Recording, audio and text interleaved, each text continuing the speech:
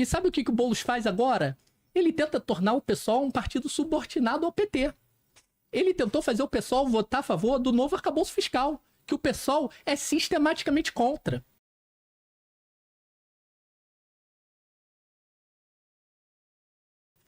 O Boulos é partido. E aqui, ó, só para as pessoas entenderem a divisão no PSOL, nós estamos falando de um grupo de 8 deputados ligados ao Guilherme Boulos, tá? E de um outro grupo de 5 parlamentares, que inclui a deputada federal Luísa Erundina, que inclui o deputado federal Chico Alencar, a deputada federal Fernanda Melchiona, deputada federal Sâmia Bonfim e o deputado federal Glauber Braga, que inclusive votaram contra a minha demissão. Contra o grupo de Guilherme Boulos. Houve casos ali, o PSOL é um partido que tem muita autonomia na sua militância, inclusive na sua assessoria. A assessoria sempre produziu informações técnicas para a bancada decidir o seu voto politicamente. O que o Guilherme Boulos, a partir do momento que ele entra no PSOL e ele virou líder da bancada em 2023, tá? No primeiro ano dessa nova bancada, fez? Ele começou a criar uma estrutura de assédio assessores. Eu falo isso sem nenhum problema que ele me mande para o Conselho de Ética do PSOL agora, se eu estou mentindo. Criou uma estrutura de assédio assessores.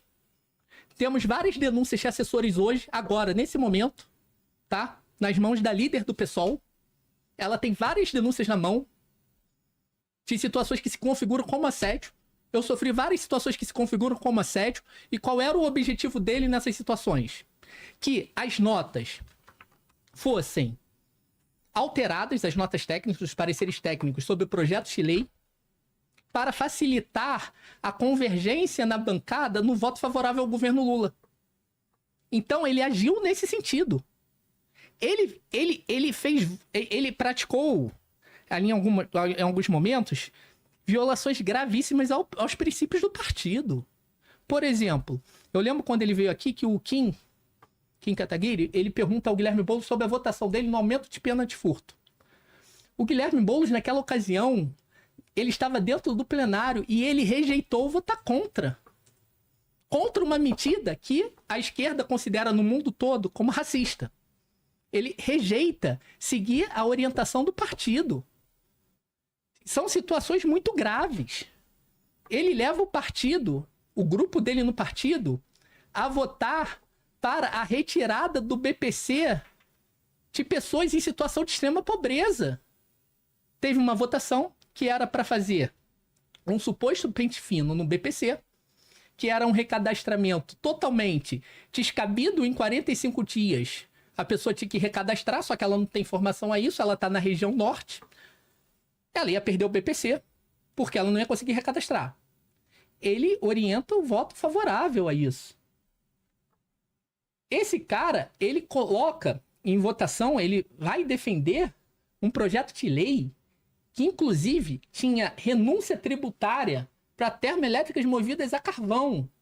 Ou seja, o povo brasileiro dá dinheiro, tá, para setores ligados à turma lá da Bahia, que ganham dinheiro com termoelétrica, perfeito? Para passar o custo do transporte de gás e carvão das termoelétricas para conta de luz. Isso é uma votação contra os princípios do PSOL.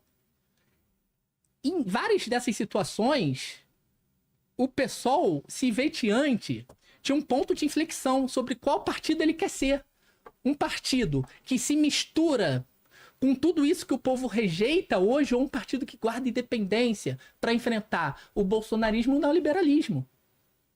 Então, o Guilherme Boulos, dentro da sua perspectiva de crescimento pessoal como político, ele tem vendido o PSOL, tá? Ele está entregando o PSOL de bandeja para o governo como um instrumento do governo Lula para legitimar determinadas políticas econômicas em troca dos seus benefícios pessoais e contra a história do PSOL. Vou te dizer mais uma coisa só, Virela, prometo.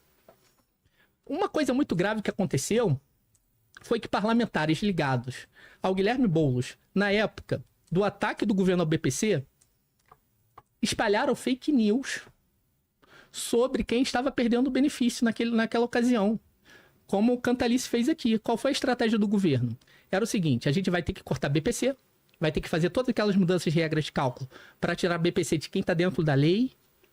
Só que a gente não pode falar isso para a população. A gente tem que entrar numa guerra de narrativa falando que a gente está tirando de fraudador.